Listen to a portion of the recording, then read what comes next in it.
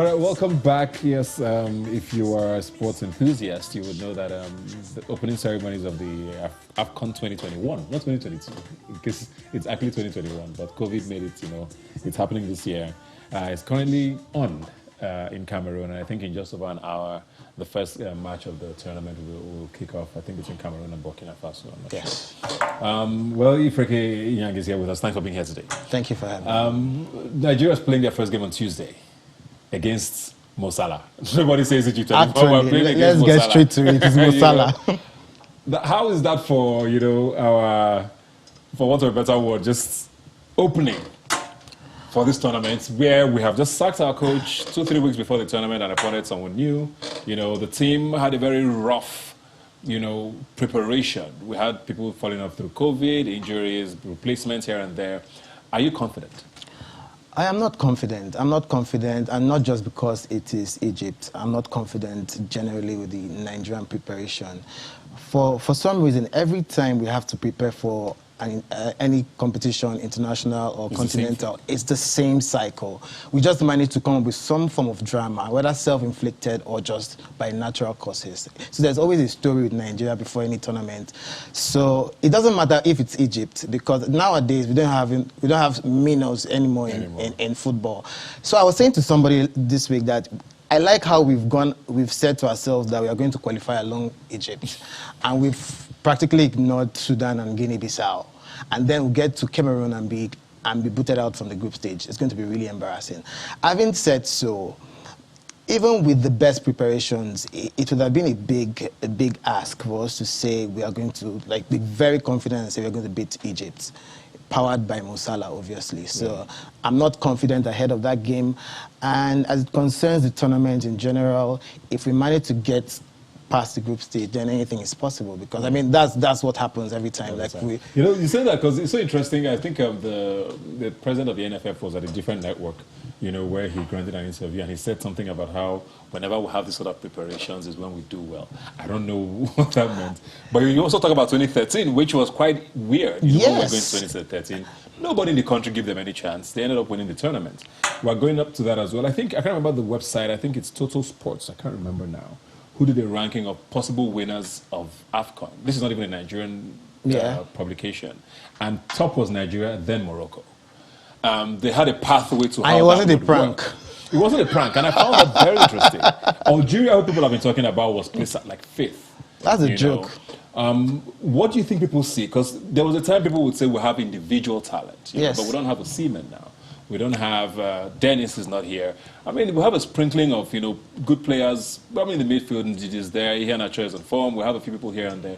But overall in the team, is the talent enough for people to look at the Super Eagles and be like, okay, I'm a little scared of this team? I can't also say the talent is enough, because most of the players that have been drafted in are players that don't have the experience. So maybe our ranking is due to how we performed the last time. Our qualification was pretty smooth. Maybe that's it as well. Well, we got really, really, really small teams. But we lose again. We beat what's in front of you, right? I'm not confident. I'm not confident because last time Odion Gallo finished a top scorer. So, and Samuel Chukwueze was in hot form, but now he's coming back from a long-term injury. And then there's Ahmed Musa that tends to blow hot and cold. The same thing with Alex Iwobi. I read somewhere that Peter Olayinka is going to be our top 9 now. Semen and Dennis and Igalo is not around. But again, the thing about football is that it's teamwork. So at the end of the day, this might be a chance for the team to actually gel and provide us with the next set of Super Eagles. So yes, go ahead and make a name for yourself. What about Eguavoen? Funny thing is that this is the third time Eguavoen is taking charge of the team, but we're still not confident for some reason. Maybe because of the mess that he came to. And I think he finished third. Yes. In 2006, we won bronze for us, but we're still not confident. That's how Nigeria is. Then somehow our expectations will start rising. If we manage to beat Egypt 1-0, the word on the street is that we are winning the AFCON. Do you understand? Champion. Yes, I'm not entirely convinced by him because of the preparation and how everything, because we basically sacked Jonathan 4 weeks to the competition. And I don't know that he had a plan to take Nigeria to the AFCON. I mean, after he was appointed as interim manager, they've still brought Joseph Peseiro.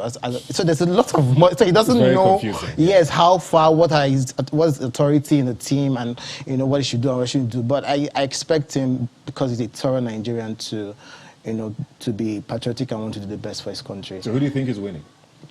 Algeria. Algeria. You think Algeria is still going to take it? Algeria is my Second top time. pick. I'll go for Egypt, and then I'll go for Senegal. Yeah, Nigeria will make my top 5. That's just after Who will shock you?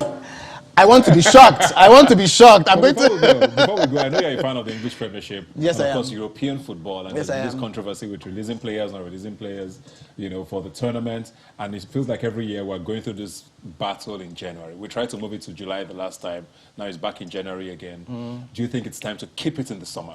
Which is the Europe summer, but Do we have Africa, summer in Africa? Yeah, sorry, league break, let me put it that. Yeah. European leagues break. With Africa, they're saying it's not conducive weather-wise to do that here. We know how the rains are in Lagos, for example, Yeah. in June, July, and August. Is it ever going to be, sort of resolved? You think? I don't think it's going to work, because even this competition was still moved from the summer to January.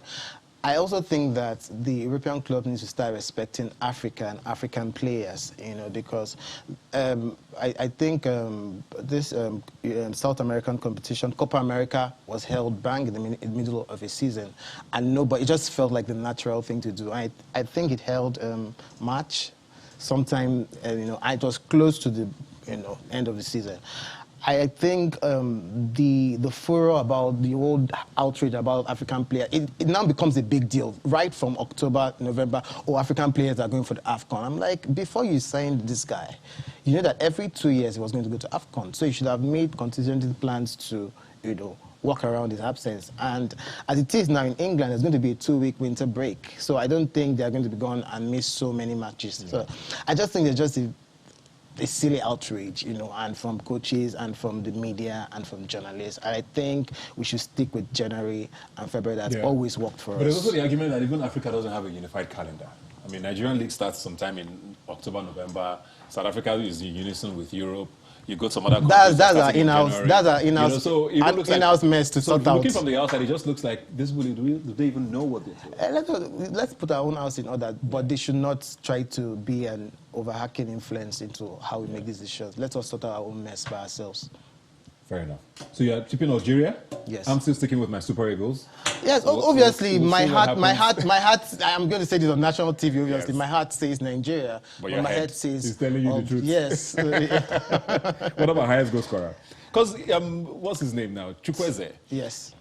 His form is quite interesting. Yes. He comes into, like you said, he back comes from to a tournaments long-term injury, so it's playing exactly, himself back into form. But on his day, he's a brilliant player. You just need to watch him go. I mean, at the last AFCON, he was taking on players, he was creating chances, he was scoring goals.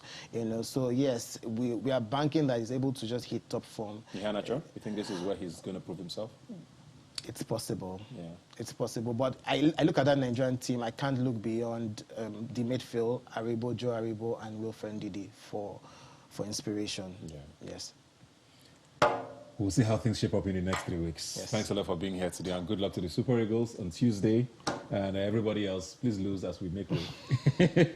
We like to calculate our pathway. I already see us in the finals. I don't know how that's going to happen, but we're going to do it. Thanks a lot for joining us. Like I always say, you can follow the conversation on social media. Please use the hashtag #ObeyMinds when you send us a message. I'll see you next Sunday.